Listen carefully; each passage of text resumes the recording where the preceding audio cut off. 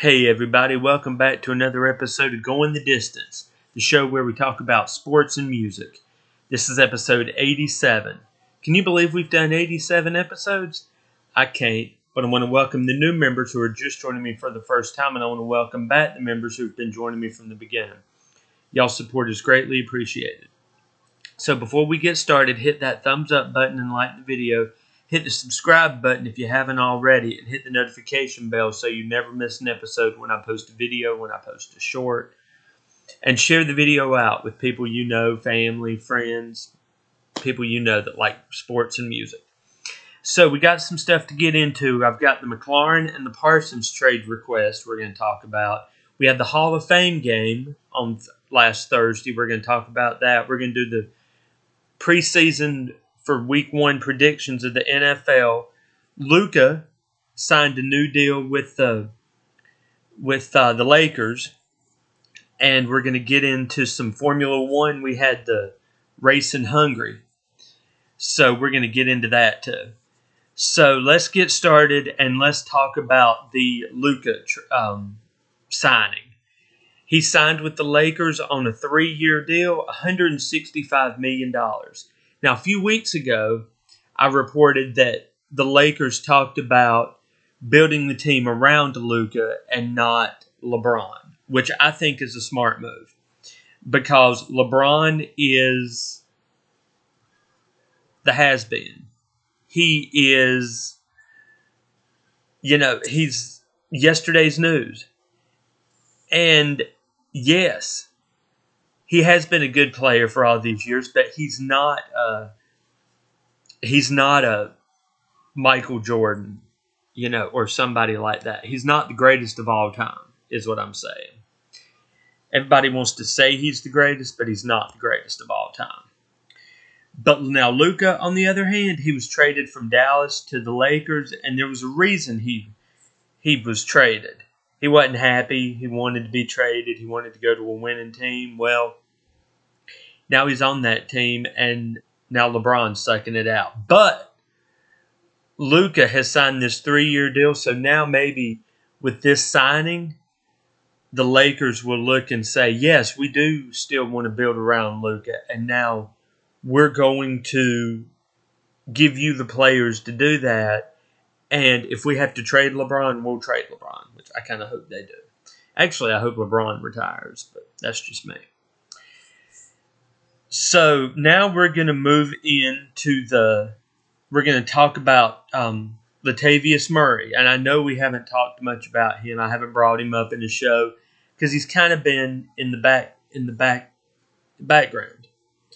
He's played with the Ravens. I believe he played with Denver for a while.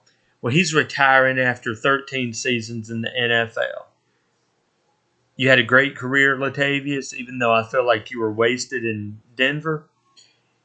You still had some good years with Baltimore. So I can't wait to see what you do in retirement, and I hope you enjoy your retirement. So now let's talk about the Hall of Fame game. It was the Chargers and the Lions. It opened preseason. So the Chargers defeated the Lions 34-7. Now, I know preseason doesn't matter. These games don't matter. You can just play them just to see your second string, your rookies, everybody like that. First stringers don't really play. And that's what happened with Detroit. The first string didn't play. Goff, Gibbs, Laporta, they all just sat on the bench. However, if you're going to get beat 34-7 by the Chargers, who started Trey Lance and played most all game, and you get beat 34-7 lines, there's something wrong there. However, again, this is technically week one of preseason. It's starting on Thursday, so they don't do games this weekend. Well, they do games this weekend. They didn't do games last weekend. The Hall of Fame game was Thursday, and then Friday, Saturday, Sunday, they didn't have games, so they start preseason this weekend. And we'll go into some highlights or some predictions on that too. So let's get it together, Lions. Let's see what you got this coming week. And Chargers, if you play the way you did, if your first string can play the way your second and third strings did on Thursday night, y'all are going to be a good team. In fact, y'all could maybe go as far as maybe win the division. Who knows? Even though I know you're in the division with Kansas City, but it is what it is. Okay, so now we're going to talk about Micah Parsons and Terry McClaurn, because I know people want to know about this. Terry McClaurn plays for the Washington Redskins, or the Commanders, and Micah Parsons plays for the Dallas Cowboys. Both of them are seeking new contracts. The difference? Jerry Jones is trying to keep Micah Parsons, and he's so, I don't want to use the word delusional, but he's so out of touch right now that he can't see Micah's not going to play. If you don't give him a big contract, he's not going to play. You're giving people like Ferguson and all these other players all the big bucks. You gave Dak this huge contract last year, the day before the season started. And now it's almost like y'all don't have the money to pay Parsons, and he's been a big, crucial point of y'all's defense. McClaurn, I don't know what his problem is. But Dan Quinn came out with the Redskins and said, we're not going to let the McClaurn trade hamper our practices in any way. It is what it is. He wants a new contract. We'll work it out. This, that, and everything else. Jerry Jones, on the other hand, I'm not worried about it. He's not going anywhere. Well, what if he sits out, Jerry? What if he sits out? Granted, he is a defensive player, but still, defense wins championships. And he's been one of the best defensive players for Dallas for several years. I think everything's going to change when Jerry's not in control anymore. And that's going to be probably sooner rather than later, because he's getting old. And I'm saying that because I think he's going to pass away, and then Dallas is going to have a good year. That's what I think is going to happen. And I haven't said that out loud on here. I've thought it. I've said it out loud to a few people, but not like this. But I think that's what's going to happen. Jerry's going to pass away. They're going to move on to, his son. I'm sorry, y'all, I had to yawn. It's going to move on to his son. And who knows? Dallas might just be the greatest thing after that. But then you still have to contend with Philadelphia and the Redskins. The Giants aren't that much. Now, here's my fear. Here's my fear right here.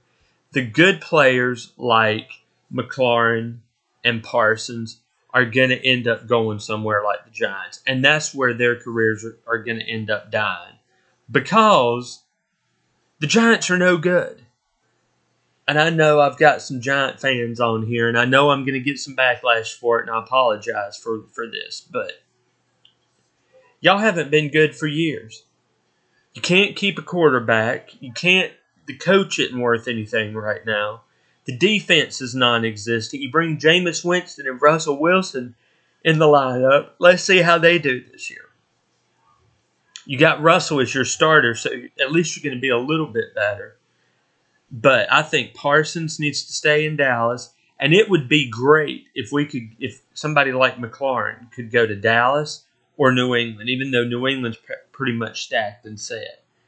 But this is going to be an interesting year. I can pretty much bet on it, y'all.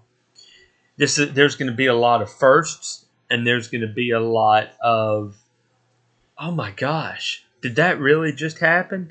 Because there's coaches that I'd completely forgotten about. New coaches I'd completely forgotten about, like Kellen Moore in New Orleans, like Aaron Glenn with the Jets, like Ben Johnson for Chicago. All these play and Liam Cohen in Jacksonville. And that's just to name a few. There's a few that Pete Carroll with the Raiders. I mean, even though Pete Carroll's not, a brand new coach, he's been around the league for a minute. He's still with a new team. So let's see how these new teams do. Now, with that being said, before I move on to my preseason week 1 predictions, I'm going to ask you guys a question, and I'd love it if y'all would comment this in the comments. Who's y'all's surprise team this year? And I've asked this to a few of my friends who I hope are watching right now. Who's y'all's surprise team this year? And do you know most all of them said the Cleveland Browns? And I asked them why. I said, why are you talking about the Cleveland Browns being the breakout team this year? And they want to say Shedeur Sanders. Well, that brings up a whole new issue because Cleveland's got 4 quarterbacks on their roster. They've got Shedeur, they've got Joe Flacco, they've got Kenny Pickett, and they've got I think they drafted another rookie this year. So they've got 4 quarterbacks. Right now, I'm seeing that Joe Flacco was the front runner to be the starter in week 1. But we'll see. First, we have to get through preseason, and that's where we get to see all the quarterbacks and how they do. Now, granted, there are teams that have their set quarterbacks, like the Chargers, have Justin Herbert. But then you've got teams like the Giants who have they've named Russell their starter. So that's Jalen in Philadelphia. But like in Cleveland, you've got 4 quarterbacks. You're going to play 4 quarterbacks in 3 weeks to figure out who your starter is going to be, which in my opinion should be Joe Flacco. He's well gained. He knows the system. He's been with Cleveland before. He actually re-signed with y'all. He retired, came back. I think he's in his 2nd year back, and he's been with Cleveland the whole time. So I say put Joe Flacco in, but then you need that stability, like a Philadelphia, like a San Diego, like a 49ers, where you have your set quarterback, your franchise quarterbacks. And that's something we don't have right now in New England. We're looking for that franchise quarterback, and we think we've got it in Drake May. But this is only Drake's 2nd season. So you've got New England, you've got Drake May as quarterback, you've got Mike Vrabel as the new head coach, and you've got Josh McDaniels as the offensive coordinator. So we'll see how that goes.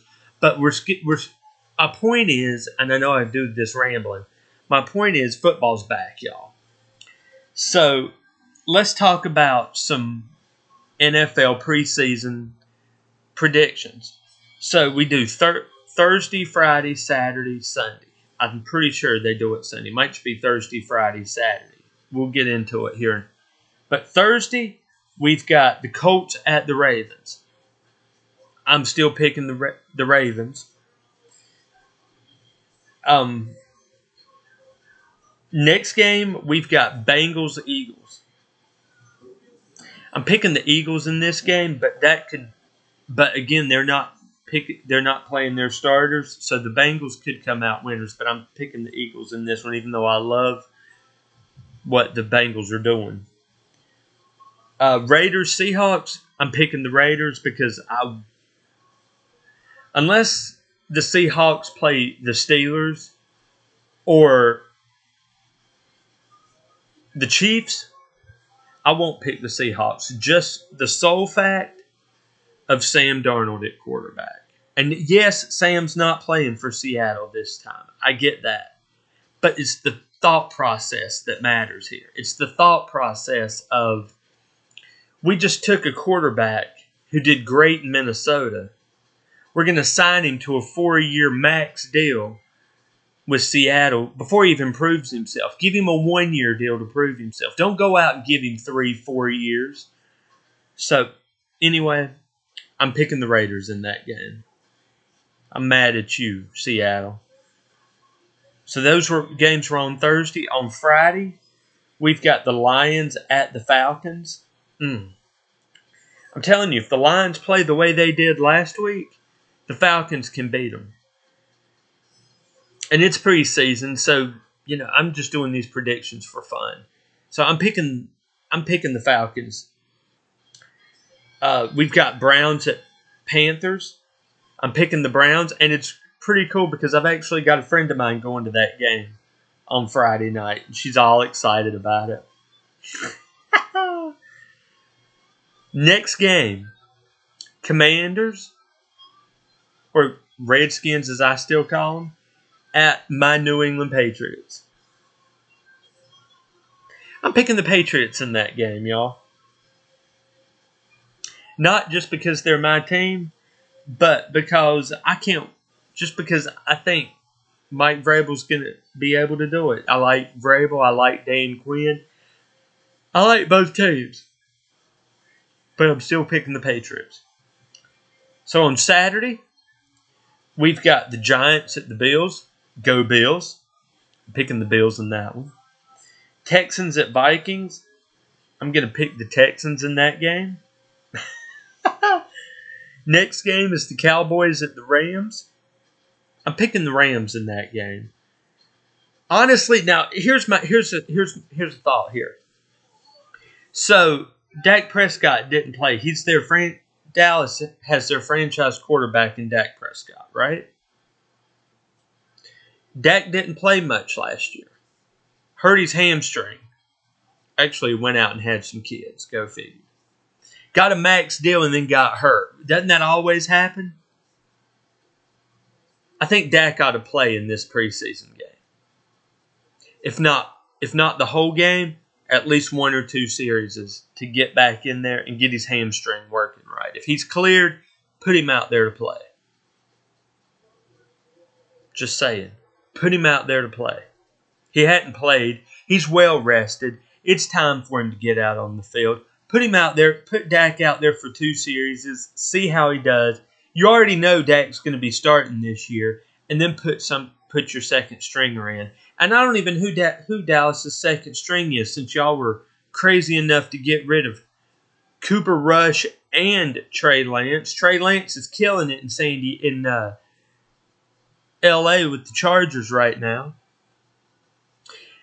Side note, for the Rams, I think Stetson Bennett's going to be at quarterback for the Rams in this preseason game because, again, the Rams are set Matthew Stafford as quarterback. So now you just got to figure out second and third string. So come on, Stetson Bennett.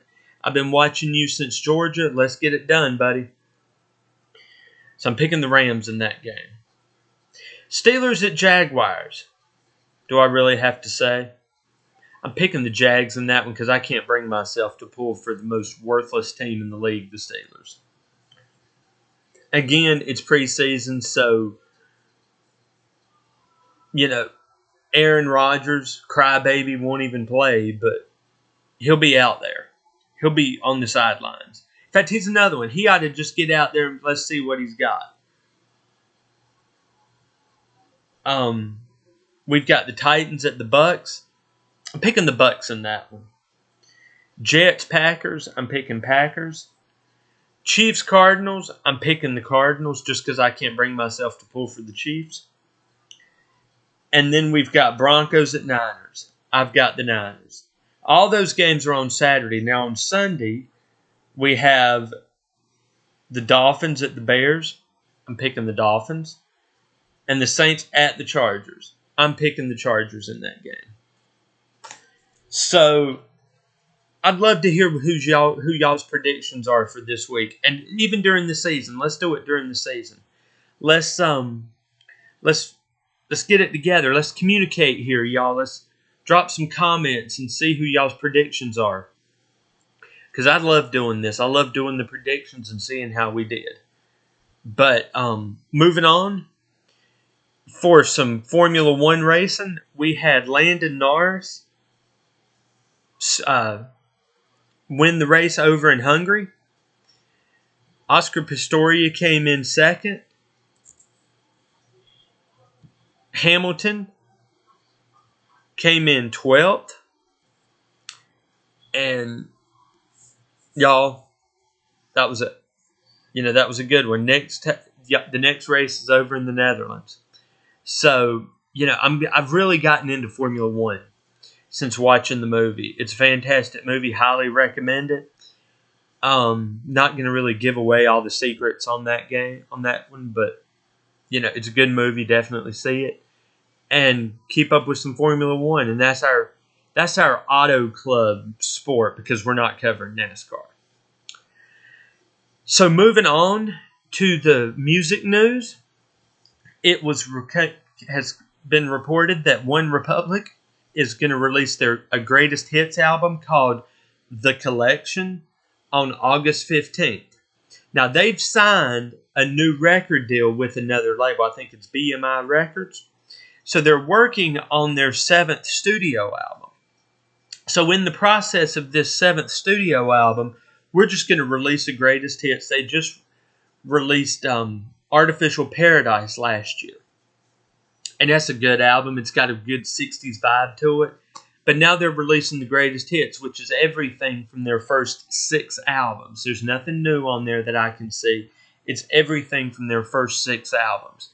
But I know those diehard One Republic fans are going to go out and buy that greatest hits too. But I've already got all of their albums, so I won't be going and getting the greatest hits unless there's more new songs on it. And if that's the case, if there's just one or two, I won't. But I've already got all their stuff, so I won't get the greatest hits.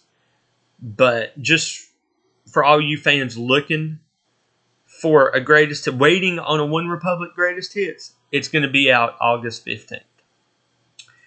So moving in to the Who We're Listening To segment, I'm personally very excited about this because this happens to be my all-time favorite band that we're doing this week, y'all, in the Who We're Listening To, and that's Matchbox 20.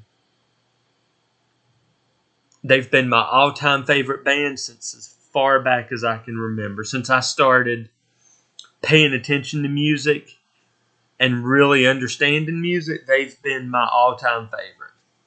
And I've got great memories with that band. They're an alternative rock band out of Orlando, Florida. They formed in 95 and they played together until 2004. Went on hiatus until 2007. And since 2007, they've been together. They've been touring. And they've just released a new album a couple years ago. I found out about them in about 95, 96 with their song 3 a.m. And that song holds a special place in my heart. That was the first song I ever heard from them. And it wasn't even them singing. I was at a church camp. And my camp counselor brought out his acoustic guitar and played 3 a.m. on the guitar. And I just fell in love with that song. And to know the meaning behind the song just makes it even better. But I love that song, so I found out who it was, went out and bought the cassette tape of their debut album, Yourself or Someone Like You. And, I've just loved their music ever since. In fact, out of all their albums, I can think of one song that I'm not crazy about. Only one, and that's on their Yourself or Someone Like You album. And that's when you're learning. That's when you're, breaking into the music business and doing all that.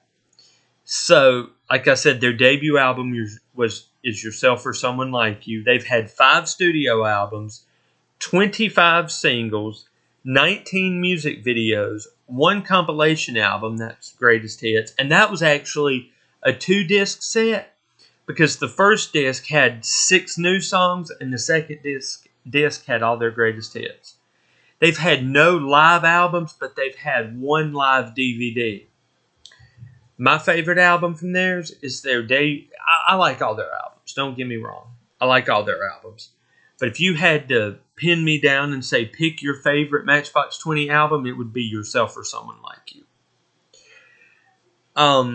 Their new album is called Where the Light Goes. And a lot of people have heard this one and they don't get the album. And I don't get it either. It does have a good sound. They've got songs like Wild Dogs Running in the Slow Dream that I don't get. But then they've got really good songs like, Don't Get Me Wrong, and the title track, Where the Light Goes, and Friends, and Rebels. In fact, I hear Rebels and it's just amazing to see how much they've grown since Yourself or Someone Like You. They're not angry, they're happy, and they were never so angry that they screamed and yelled on their albums, even though those are good groups too. But you could just hear the emotion and the anger in Rob's voice when he was singing those songs. Well, now he still sings those songs, but it's not angry. He's doing it for us to enjoy. Where the Light Goes is their happy album. It's, we're happy where we are now. We've grown up. We've got the money. We've got the family. What is there to be angry about?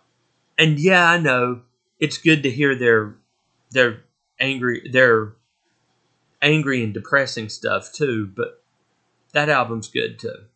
So for the what song we're listening to or what albums we're listening to, let's listen to the Yourself or Someone Like You, and let's listen to the Where the Light Goes album. Let's listen to the first one and the last one. And in fact, as a side note, Where the Light Goes almost didn't happen. They put that together because they had all these songs written and wanted to, from COVID. And they wanted to release an album. They were already going out on a tour. And they thought, well, why not make an album and make it a new album tour?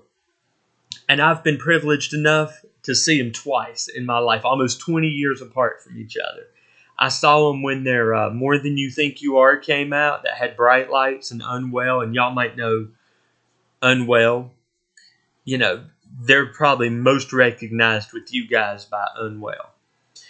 And then, like 19 years later, a little over 20 years later, I saw them again in 2003 with the Slow Dreams tour. It was Where the Light Goes album they were promoting, but they called it the Slow Dreams tour. So, y'all, I hope y'all love Matchbox as much as I do after listening to them. You hear a couple of their earlier songs and I fell in love with them. I hope y'all do too. But that's about all I've got for this week, y'all. I hope y'all enjoyed the show. Hope you guys thumbs up this video and like it. Hit the subscribe button if you haven't already. Hit that notification bell. And I hope you guys share this out. Also, I hope you guys have a good rest of the week, a good weekend, and we will be back next week. God bless.